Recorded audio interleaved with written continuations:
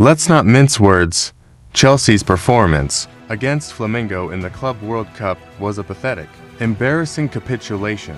To call it a disappointing second half is an understatement, reserved for a polite tea party, not a professional football match. This was a full-blown meltdown, a testament to tactical ineptitude and individual mediocrity.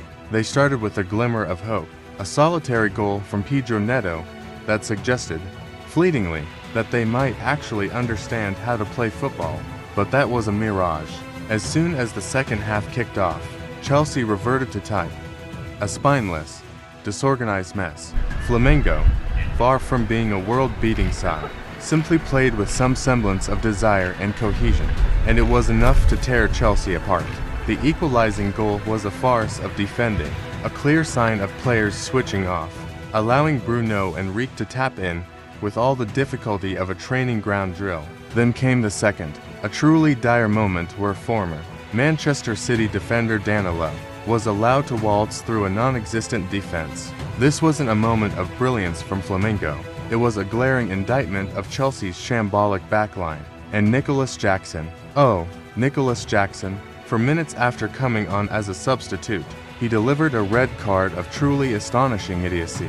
A reckless, needless challenge that perfectly encapsulated the brainless decision-making plaguing this Chelsea squad. He didn't just hurt his team, he exposed the lack of discipline and professionalism running through the veins of this squad. The third goal, a mere formality, was just the final nail in a coffin already.